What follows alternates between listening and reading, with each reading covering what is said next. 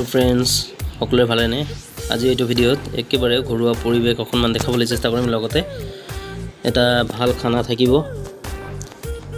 দুই তিনিটা আঞ্জাৰে চাব পাৰিব লগতে ঘৰত কি এবাৰ লগোৱা হৈছে এইবোৰ চাব পাব তেনেহলে আহক ভিডিঅ'টো আৰম্ভ কৰোঁ আজি আমাৰ এই ভাত কেৰেলা লগোৱা হৈছে চাওক ভাত কেৰেলা কিটা আজি যিকেটা লাগিব তাৰ পৰা কাটি লম চাওক কিমান ধুনীয়া হৈছে একেবাৰে সাৰ নোহোৱাকৈ লগোৱা হৈছে এইবোৰ চাওক কিমান ধুনীয়া হৈছে গছবোৰ আমাৰ ফল লাগিলে বহুত ফল লাগিব একেবাৰে ঘৰৰ ছালত উঠাই দিয়া হৈছে মই ওপৰলৈ উঠি আহিলোঁ চাওক কেনে লাগিল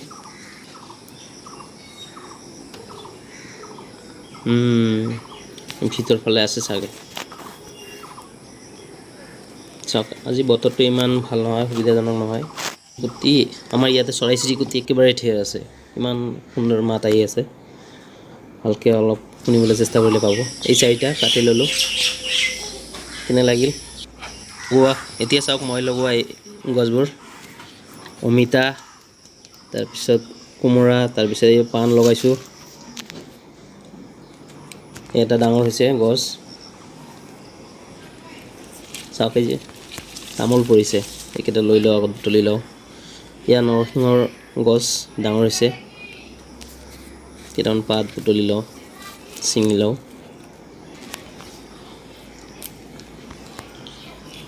নৰসিংহৰ পাতা মানে পাতবোৰে বৰা বা পকৰা ভালকৈ বনাব পাৰি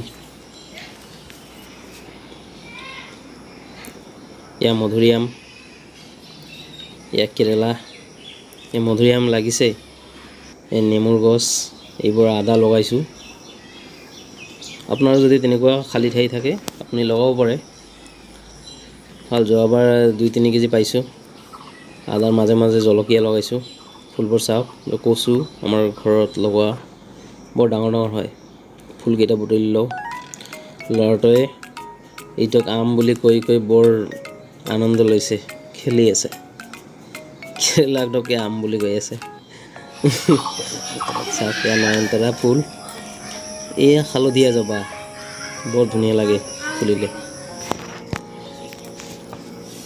কোমৰা লাগিছে ইয়া জলকীয়া ইয়া তুলসী পাত ইয়া টমেটোবোৰ গছবোৰ মৰিল এটা গছে আছে বহুত টমেটো পালোঁ এইবাৰ চাওক এইবাৰ পনীৰ একেবাৰে ঘৰুৱা পৰিৱেশত বনোৱা পনীৰ আপুনিও বনাব পাৰে বেলেগ এটা ভিডিঅ'ত আপোনাক পনীৰ বনোৱা শিকাম কিদৰে পনীৰ আমি ঘৰত বনাব পাৰি পটলবোৰ লৈছোঁ এইবোৰ আলু চৌদিশ চাওক এতিয়া অলপ আকাশটো পৰিষ্কাৰ হ'ল ইয়াৰ পনীৰবোৰ এনেকৈ অলপ ডাঙৰ ডাঙৰকৈ কাটি ল'ম যাতে ভাঙি নাযায় আৰু আগতে ফ্ৰিজিং কৰি ল'লে অলপ ডাঠ হয় অলপ হালধি আৰু নিমখেৰে এইবোৰ ভাজি লওঁ আকৌ মই ভজা নাই মিছেছে ভাজি আছে তাৰপিছত এনেকৈ অলপ অলপকৈ যিমান বেছি তেল দিব পাৰে সিমানকৈ দিব পাৰে তাতে তাৰপিছত এনেকৈ চব্জিবিলাক ভাজি লৈ আলু ভাতকেৰেলা পটলবিলাক দি মিক্সাৰ মেচিনত দেখুওৱা নহ'ল আপোনালোকক কি মছলা দিলোঁ এয়া কঁঠাল গুটি যিহেতু ভিডিঅ'ত কৈছিলোঁ নহয় কঁঠাল গুটি বৰ ভাল শৰীৰৰ বাবে সেয়া মছলাবোৰ চাওক কিমান ধুনীয়া হৈছে ইয়াৰ ঘৰুৱা পৰিৱেশত একেবাৰে ঘৰত বনোৱা এইবোৰ কাটা নিমকি খুৰমা এটা বেয়া কথা আজি এটা দুৰ্ঘটনা ইয়াৰ মাজতে এটা বেয়া ঘটনা হৈ গ'ল ল'ৰাটোৱে খেলি থাকোঁতে অলপ দুখ পালে এই ভিডিঅ'টো ভালকৈ দেখা নহ'ল আগৰখিনি চাওক এতিয়া চব্জিবোৰ বনাই আছে ভালকৈ অলপ দিয়ক ভালকৈ সিজিলেহে তাৰ এতিয়া পনীৰকেইটা তাতে দি দিম লাহে লাহে লাৰিব লাগিব যাতে ভাঙি নাযায় আপোনালোকে বনাব বনাই কমেণ্ট বক্সত কমেণ্ট কৰিবচোন কেনে হৈছে আপোনালোকৰ মুঠতে দেখি মজা লাগি আছে। আপোনালোকৰ বা কেনে লাগিছে কমেণ্ট কৰিব। অলপ হিটটো কমাই দিম। তাৰপিছত এই যে কঁঠাল গুটি ভাজি থোৱা আছে, চাওক কিমান ধুনীয়া হৈছে, খাই বৰ মজা লাগে। কঁঠাল গুটি, তাৰপিছত এতিয়া টমেটো, আম এইবোৰ চাটনি বনাম, অলপ তাতে চেনি মিঠাই দি।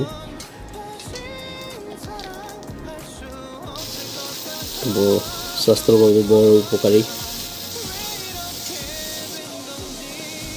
তৰকাৰীটো ৰেডি হৈ গ'ল, পনীৰৰ চব্জি। ভাতকেইটা আহি গ'ল, মানে দুপৰীয়া হ'ল আৰু খাবৰ সময় হ'ল।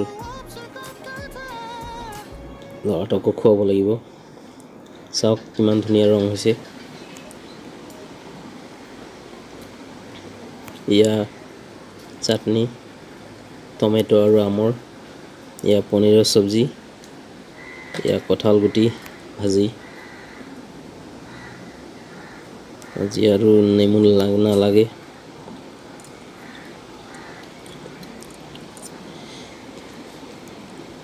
এই বৰ্তমান সময়ত পনীৰৰ চব্জিয়ে ভাল মাছ মাংসতকৈ,